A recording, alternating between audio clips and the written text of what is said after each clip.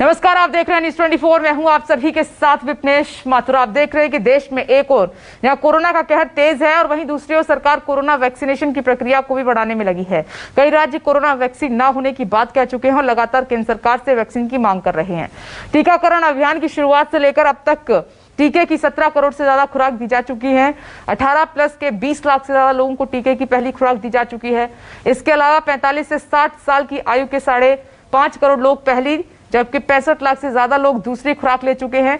60 साल से ज्यादा उम्र के करीब 5.5 करोड़ लोगों को पहली, जबकि 1.5 करोड़ लोगों को दूसरी खुराक दी जा चुकी है।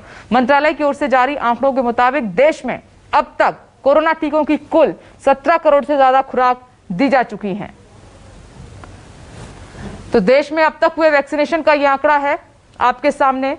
45 से 60 साल करीब डोज 65 लाख टीके लगे हैं।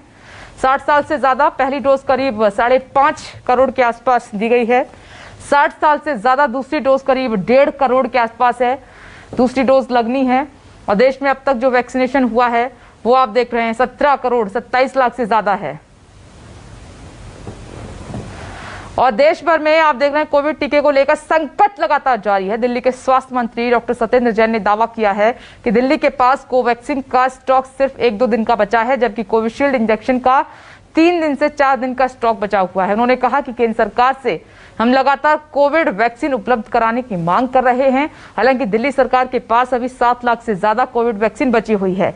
इसमें आप देख रहे हैं कि 2,71,000 कोवैक्सीन और 4,69,000 से ज्यादा कोविशील्ड वैक्सीन है। दिल्ली सरकार ने खुद वैक्सीन खरीदने के जो आदेश दिए हैं उनमें 5,50,000 ही मिले हैं और केंद्र से दिल्ली को अब तक 4,67,000 वैक्सीन मिले हैं। 2 तरह की वैक्सीन है, एक का 1 दिन का स्टॉक है, एक का 3-4 दिन का स्टॉक है। दिल्ली में वैक्सीन की बहुत कोवैक्सीन का 1 दिन का है, कोवैक्सीन का 1 दिन का और कोविशील्ड का 3-4 दिन का। उस पर कहा गया केंद्र की तरफ से सप्लाई मुहैया कराई जाएगी आपको, तो बहुत दिन का ही है। बहुत अच्छी बात। और मुंबई के जम्मू बीकेसी सेंटर पहुंचे हमारे संवाददाता संकेत पाठक। संकेत पाठक ने वैक्सीनेशन सेंटर का जायजा लिया है, आपको भी दिखाते हैं। मुंबई में वैक्सीन की किल्लत अभी भी देखी जा रही है। लोग दूर दूर से वैक्सीन सेंटर पर पहुंच रहे हैं। सबसे ज्यादा जो दिक्कतें हो रही हैं वो सेकंड डोज लगवाने के लिए जो सीनियर सिटीजन है या 45 साल के ऊपर के लोग आ रहे हैं उन्हें ज्यादा दिक्कतें हो रही हैं। इस वक्त मैं बीकेसी जंबो सेंटर में मौजूद हूं। आपको बताऊं कि जिनके पास से रजिस्ट्रेशन है उन्हें ही अंदर जाने दिया जा रहा है। बहुत लिमिटेड स्टॉक वैक्सीन का है जो कि यहाँ पर लगाई जा रही है। यही वजह है कि जो सेकंड डोज लगाने के लिए लोग आ रहे हैं उन्हें खासी दिक्कतों का सामना करना पड़ रहा है। आप देखिए तमाम लोग हैं। मैम आपका क्या हुआ वैक्सीन के लिए? अरे देखिए, मैं 50 दिन हो गया। फर्स्ट डोज के बाद बोला सेकंड डोज में आप आओ, ये चीट लेके आओ, ये और सेकंड डोज ले लो। तो अभी चीट लेके आई हूँ, अभी बोल रहा है नहीं होगा, आपको अपॉइंटमेंट लेना पड़ेगा। अपॉइंटमेंट तो मिलता ही नहीं है। और तो अभी हम करे क्या, 50 दिन हो गया है फर्स्ट डोज लेके, अभी सेकंड डोज लेना चाहिए ना। और हम लोग लेडीज इधर से बार बार आना ये डोज के लिए तो मुश्किल है ना। और भी काम है, वर्किंग गवर्नमेंट एम्प्लॉय। तो क्या कह रहे हैं अभी ये लोग, क्या बता रहे हैं? ये लोग बोल रहे हैं आप अपॉइंटमेंट लेके आइए। अपॉइंटमेंट लेके आएंगे तो ही देंगे। हेलो सर, फर्स्ट डोज हमने यहीं से लिया था, बीकेसी से लिया। अच्छा, और भी महिलाएं मैम, आपकी क्या परेशानी? अभी हो गया 2 महीने अभी भी हमें कोविशील्ड का वैक्सीन नहीं मिल रहा है। ये मेरा 5 बार है, 5वीं बार में आ गया। सेम आंसर मिलता है कि वैक्सीन अभी कोविशील्ड अभी अवेलेबल नहीं है और अवेलेबल है तो सिर्फ अपॉइंटमेंट और 18 वालों के लिए 18 ईयर 12 बजे के बाद आओ। लेकिन अपॉइंटमेंट तो मिल नहीं रहा है। 5 दिन हमने ट्राई कर रहे हैं, अपॉइंटमेंट मिल नहीं रहा है। बिल्कुल। तो यहाँ पर जो तमाम लोग हैं आप देखिए यहाँ पर आ रहे हैं। एक महिला और हम उनसे बात करने की कोशिश करें। हाँ मैम, आप कुछ कह रहे हैं? मैं ये बताना चाहती हूँ गवर्नमेंट वाले को, जब बहुत चक्कर लगाने पड़ रहे हैं। सीनियर सिटीजन वाले के लिए कोवैक्सीन अवेलेबल नहीं है। जो उन्होंने 18 to 44 के लिए कोवैक्सीन क्यों स्टार्ट किया है? जब सीनियर सिटीजन इतना तकलीफ भोग रहे, उनके पास कोवैक्सीन मिल नहीं रहा है, तो फिर वो लोग 18 to 44 के लिए कोवैक्सीन लेने के लिए रेडी कैसे हो रहे? पहले ये सीनियर सिटीजन और 45+ वालों को कोवैक्सीन मिलना चाहिए जिन्होंने फर्स्ट डोज ऑलरेडी ले लिया है। सेकेंड डोज के लिए इतना दिक्कत हो रहा है। मैं लायंस हॉस्पिटल साइंस से मैंने लिया था फर्स्ट डोज।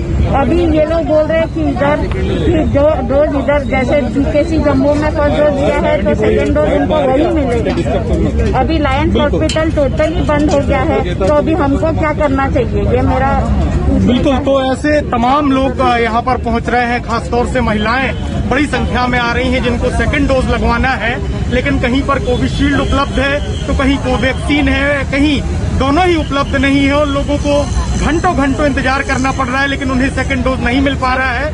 यही वजह है कि तमाम लोग अब सरकार से अपील कर रहे हैं कि कम से कम वो 18 साल के ऊपर के लोगों की वैक्सीन कम करके जो सीनियर सिटीजन हैं उन्हें प्राथमिकता दी जाए, तभी जाकर कोरोना की इस जंग से लड़ा जा सकता है। कैमरामैन विनोद के साथ संकेत पाठक, न्यूज 24 मुंबई। और अहमदाबाद के वैक्सीनेशन सेंटर पर भारी संख्या में लोग पहुंच रहे हैं। हमारे संवाददाता भूपेंद्र ने वहां का जायजा लिया है। वैक्सीनेशन के लिए लोग किस कदर अब उमड़ रहे हैं उसकी एक बानगी अहमदाबाद के टागोर हॉल में देखने को मिल रही है। यहाँ पर मैं मौजूद हूँ, आप देख सकते हैं भारी तादाद में लोग यहाँ पर आए हुए हैं। सैकड़ों लोग यहाँ पर बैठे हुए हैं, आप देख रहे हैं इंतज़ार करते हुए उनकी अपनी बारी आने की। कुर्सियों पर यहाँ पर ये वेटिंग एरिया है। यहाँ जो अंदर बैठे हैं वो तो है ही, उसके अलावा लाइन अगर मैं आपको दिखाने की कोशिश करूँगा तो आप लाइन देखेंगे तो आपको अंदाज़ा लगेगा कि कितनी देर से लोग जो है यहाँ पर इंतज़ार कर रहे हैं। ये कतार बहुत लंबी है, ये सिर्फ यहीं कतार नहीं है इसके नीचे की तरफ भी अगर आप देखना चाहेंगे तो लोग दूर दूर तक इसी तरह कतारों में खड़े होकर घंटों इंतज़ार कर रहे हैं अपनी बारी आने का कि कब उनकी बारी आए। हम बात करते हैं यहाँ पर लोगों से। आपका नाम क्या है दादा? जय शाह। कितनी देर से खड़े हैं आप? मैं लगभग एक घंटे से खड़ा हूँ। 1 घंटे से। तो आप पहले क्यों नहीं आए थे वैक्सीन लेने के? नहीं, मेरा सेकंड डोज है। अच्छा, आपका सेकंड डोज। या सर, आपका नाम क्या है? निर्दोष मेहता। निर्दोष भाई, आप भी काफी देर से खड़े होंगे? काफी देर से खड़े हैं। तो आप क्या लग रहा है, लोग ज्यादा वैक्सीनेशन के लिए आ रहे हैं, इतनी भीड़ हो रही है? हाँ, पहले बहुत कम आ रहे थे, पर अभी अवेयरनेस बढ़ी, शायद वो जैसे स्कैरसिटी बढ़ती है ना, ऐसे लोगों को डर लगता है तब आते हैं अभी। तो इस बार अभी ज्यादा अब आ रहे हैं, भीड़ आ रही है। जैसे जैसे सही कहा इन्होंने कि जैसे जैसे लोगों में डर पैदा हुआ वैसे वैसे लोग वैक्सीनेशन के लिए भी आगे आए हैं। अब इस समय यहाँ पर ये भी देखा जाता है कई जगह पे वैक्सीन कम पड़ जाती है, लेकिन लोग जो हैं वो भारी तादाद में वैक्सीनेशन के लिए उमड़ रहे हैं। कैमरामैन प्रतेश के साथ भूपेंद्र सिंह, अहमदाबाद, न्यूज 24। बात अब जम्मू की कर लेते हैं। जम्मू में डीआरडीओ 1000 बेड का हॉस्पिटल तैयार कर रहा है, जिसका जायजा लिया है संवाददाता पंकज शर्मा ने। देश में लगातार कोरोना संक्रमित मरीजों की तादाद बढ़ रही है। जम्मू कश्मीर में भी रोजाना कोरोना संक्रमित मरीजों का आंकड़ा बढ़ रहा है, लोगों की जानें तक जा रही हैं। और ऐसे में अब डीआरडीओ जो है वो जम्मू कश्मीर में 1000 बेडेड हॉस्पिटल तैयार कर रहा है। 500 बेड जम्मू में होंगे, 500 बेड कश्मीर में होंगे। हम इस समय मौजूद हैं जम्मू के भगवती नगर में। यहाँ पर हम उस जगह पर पहुंचे हैं जिस जगह पर डीआरडीओ की ओर से 500 बेडेड जो है वो अस्थायी अस्पताल बनाया जा रहा है, यानी टेम्पररी हॉस्पिटल बनाया जा रहा है। यहाँ पर डीआरडीओ के ऑफिसर, आर्मी के ऑफिसर देखिए मौके पर मौजूद हैं, डीआरडीओ के ऑफिसर मौके पर मौजूद हैं। दिन रात इस टेम्पररी अस्पताल को बनाने का काम चल रहा है ताकि जितनी जल्दी हो सके अस्पताल को तैयार किया जाए। आपको बता दें 500 बेड में से 125 जो है वो आईसीयू बेड होंगे, बाकी जो है ऑक्सीजन सपोर्ट होगा, आइसोलेशन बेड होंगे। और ये देखिए हम आपको उस अस्पताल के अंदर की तस्वीर दिखा रहे हैं जिस अस्पताल का काम जो है दिन रात चल रहा है। ये देखिए कुछ हद तक जो है इसका काम पूरा कर लिया गया है। कोशिश डीआरडीओ की यही रहेगी कि जितनी जल्दी हो सके इस अस्पताल को तैयार किया जा सके। तमाम जो जरूरतें अस्पताल में होती हैं वो तमाम जरूरतों को यहाँ पर पूरा किया जा रहा है।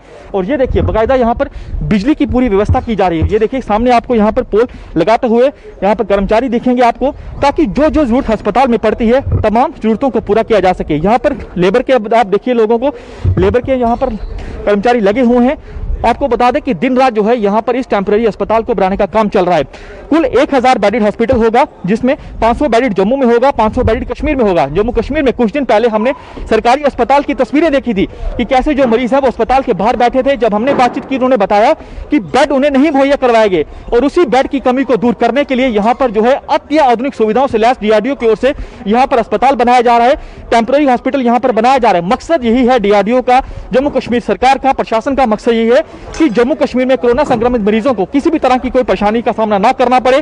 पूरी तरह से जो भी बेड होंगे हर बेड के साथ जो है ऑक्सीजन की पूरी व्यवस्था होगी। यहाँ पर 125 जो है आईसीयू बेड होंगे। ये देखिए आर्मी के ऑफिसर मौके पे मौजूद हैं, यहाँ पर डीआरडीओ के ऑफिसर मौके पे मौजूद हैं। है पूरी तरह से निरीक्षण किया जा रहा है और यहाँ पर पूरी तरह से यह सुनिश्चित किया जा रहा है कि इस अस्पताल के काम को जल्दी से जल्दी पूरा किया जा सके, ताकि जम्मू कश्मीर में लगातार कोरोना संक्रमित मरीजों की तादाद बढ़ रही है और मकसद सबका यही है। खासतौर पर डीआरडीओ की बात की जाए तो डीआरडीओ की ओर से दिन रात काम किया जा रहा है ताकि इस जो है टेम्पररी अस्पताल को जल्द से जल्द बनाया जा सके। कैमरामैन तनवीर के साथ पंकज शर्मा, न्यूज़ 24 जम्मू भगवती नगर। और आइए अब राजस्थान का रुख कर लेते हैं। राजस्थान के हालात आपको दिखाते हैं। राजस्थान में भी कोरोना संक्रमण रोकने के लिए सरकार ने सख्त कदम उठाए हैं और साथ ही वैक्सीनेशन पर भी जोर दिया जा रहा है। जयपुर में जायजा लिया है संवाददाता केजे श्रीवत्सन ने। राजस्थान में आज लॉकडाउन का दूसरा दिन है और आज भी सड़कों पर सन्नाटा ही नजर आएगा। यह सन्नाटा केवल उसी वक्त खत्म हो रहा है जब मेडिकल या इमरजेंसी की गाड़ियां शहर से बाहर निकलती है या किसी कामकाज के सिलसिले में सड़कों पर दौड़ती दिखाई दे रही है। सबसे बड़ी बात यही है कि इस वक्त राजस्थान में देखा जाए तो पिछले 2 दिनों से लगातार संक्रमित मरीजों की कम संख्या मिल रही है। हालांकि पॉजिटिव रेट बता रहा है कि 40% तक पहुंच चुकी है, जो देश का सबसे ज़्यादा नंबर है, क्योंकि हर 100 में से यदि 40 लोग संक्रमित निकलते हैं तो निश्चित तौर पर चिंता की बड़ी बात है। और अब राजस्थान सरकार ने लोगों से भी अपील करनी शुरू कर दी है कि अगले 14 दिन के इस लॉकडाउन के दौरान यदि संक्रमण की रफ्तार कम नहीं हुई तो शायद सरकार के लिए भी स्थिति को संभालना काफ़ी मुश्किल हो जाएगा। ऐसे में लोगों के हाथ में ही है कि वह कितने सही तरीके से इस लॉकडाउन का पालन करते हैं, कितनी सरकार को सहयोग दे पाते हैं। लेकिन एक चीज़ और है कि राजस्थान सरकार की ओर से मुख्यमंत्री अशोक गहलोत ने अब विपक्षी दलों के नेताओं की एक बार फिर से बैठक बुला लिया। ऑल पार्टी मीटिंग में वे सजेशन लेने की कोशिश कर रहे हैं कि सभी राजनीतिक दल मिलकर कैसे इस महामारी से मुकाबला करें, किस तरह की योजनाएं बनाए जाने की जरूरत है आने वाले दिनों में, और जनप्रतिनिधि हैं वे किस तरह के यहाँ पर सहयोग राजस्थान सरकार को कर सकते हैं। क्योंकि राजस्थान सरकार अपने विधायकों को इस वक्त 5 करोड़ रुपए सालाना विधायक निधि कोष में देती है। इसमें से 4 करोड़ 25 लाख रुपए राजस्थान सरकार ने कोविड मैनेजमेंट और अस्पतालों में इंफ्रास्ट्रक्चर उपलब्ध कराने के लिए खर्च करने का इस साल ऐलान कर दिया है। हालांकि 75 लाख रुपए अभी भी विधायक अपनी अनुशंसा कर सकते हैं जरूरत के हिसाब से, इलाके की जरूरत के हिसाब से। तो कुल मिलाकर देखा जाए तो राजस्थान सरकार अपनी ओर से पूरे इस महामारी से निपटने की कोशिश कर रही है और सरकार की कोशिश यही है कि जरूरी चीज़ें जैसे ट्रेन या और कोई मेडिकल इमरजेंसी वाली सब चीज़ें ये सभी यथावत रहें, क्योंकि लोगों को सहयोग सहायता भी उन तक पहुंचाना जरूरी है और सरकार यही चाहती है कि लोग भी सरकार का पूरी तरह सहयोग करें। कैमरामैन सोहन सिंह के साथ श्रीवत्सन, जयपुर, न्यूज़ 24। और ये खबर मुंबई से है। बीएमसी अपने ऑक्सीजन मिशन के लिए देश में सुर्खियों में है और इसी मिशन के तहत बीएमसी ने अपने 24 वार्ड के लिए 6 ऑक्सीजन ट्रक तैनात कर दिए हैं और मुंबई में बीएमसी के 24 वार्ड कार्यालय हैं और हर 4 वार्ड के लिए एक ऑक्सीजन ट्रक कार्यरत है और इस ट्रक में 30 जंबो और 25 पोर्टेबल सिलेंडर मौजूद हैं। हमारे संवाददाता विनोद जगदाले ने जायजा लिया है। पहले सुप्रीम कोर्ट और फिर बाद में नीति आयोग दोनों ने मुंबई के मिशन ऑक्सीजन की तारीफ की है और उसी मिशन ऑक्सीजन के तहत मैं आपको दिखा रहा हूं ये वैन। जी हां, मुंबई में 24 वार्ड है और ऐसे 24 वार्ड के लिए ऐसी 6 ऑक्सीजन वैन यहां पर मुंबई महानगर पालिका ने तैयार रखी है। जो छोटे हॉस्पिटल्स है, नर्सिंग होम है, अगर उनको सप्लाई की तरफ से ऑक्सीजन का सप्लाई नहीं होता है तो महज आधे घंटे के भीतर ये वैन हॉस्पिटल पहुंच जाएगी और वहां पर हॉस्पिटल को ये ऑक्सीजन सप्लाई करेगी। हमारे साथ मौजूद है बीएमसी के अधिकारी। सर, आपका पूरा नाम बताइए, पोस्ट बताइए। मैं सुरेश हेमेकर, असिस्टेंट इंजीनियर एमएनडी। अच्छा, तो असिस्टेंट इंजीनियर साहब, हम जानना चाहते हैं कि संकल्पना क्या है, किस प्रकार से काम होता है? सर जी, ये इमरजेंसी ऑक्सीजन सप्लाई का सर्विस है जिसके तहत जो भी कुछ हॉस्पिटल्स जिनको ऑक्सीजन की ज़रूरत है और जिन्होंने एक हमने एसओपी तय किया है बीएमसी ने, उसके तहत उसने अगर 24 घंटे पहले या उसके डिमांड के मुताबिक प्रोवाइडर ऑक्सीजन प्रोवाइडर जो है उसके पास उसने उसका रिक्वायरमेंट डाला है, फिर भी उसको अगर ऑक्सीजन नहीं मिलता है तो फिर उसने 16 घंटे पहले हमारे वार्ड के नियंत्रण कक्ष को उसने कॉल करना चाहिए। फिर वार्ड का नियंत्रण कक्ष कम्युनिकेट करता है सर्विस जो ऑक्सीजन प्रोवाइडर उसके साथ में, और उसको ऑक्सीजन प्रोवाइड करने के लिए विनती करता है। अगर फिर भी अगर उनका सप्लाई नहीं हो पाएगा ऐसा अगर महसूस होता है तो फिर FDA के ऑफिसर्स वो प्रोवाइडर के साथ में बातें करते हैं। अगर फिर भी कुछ ऑक्सीजन का सप्लाई नहीं हो पाता है उस कंडीशन में हम जो हर वार्ड्स में हर BMC के 6 जगहों पे तैनात ऑक्सीजन ट्रक में से उनको इमरजेंसी सप्लाई करते हैं ऑक्सीजन का। अब तक जब से ये शुरू हो चुकी है 6 वैन, तब से किसी हॉस्पिटल का ज़रूरत पड़ी कब कितने देर में आप पहुंचते हैं? अभी तक मेरे जो 4 वार्ड्स में उसमें ऐसा 4 बार सिचुएशन आया है, उनको इमरजेंसी ऑक्सीजन का ज़रूरत पड़ा है तो हमने उनको प्रोवाइड किया है। और हम कॉल आने के बाद तकरीबन आधा घंटा में हम उनको सर्विस देते हैं। तो देखा आपने, इसी कारण मुंबई महानगर पालिका के मिशन ऑक्सीजन की तारीफ हो रही है पूरे भारत में। ये देखा आपने, ऐसी 6 वैन यहाँ पर मुंबई के 24 वार्ड के लिए रखी गई है, यानी 4 वार्ड के लिए 1 वैन। महज आधे घंटे के कॉल के भीतर ये oxygen van hospital nursing home में पहुंचेगी, जिस हॉस्पिटल और नर्सिंग होम में किल्लत होगी ऑक्सीजन की। कैमरामैन अंचल सिंह के साथ विनोद जगदाले, न्यूज़ 24 मुंबई। यहाँ रुक रहे हैं एक छोटे से ब्रेक के लिए, फौरन लौटेंगे, देखते रहिए न्यूज़ 24।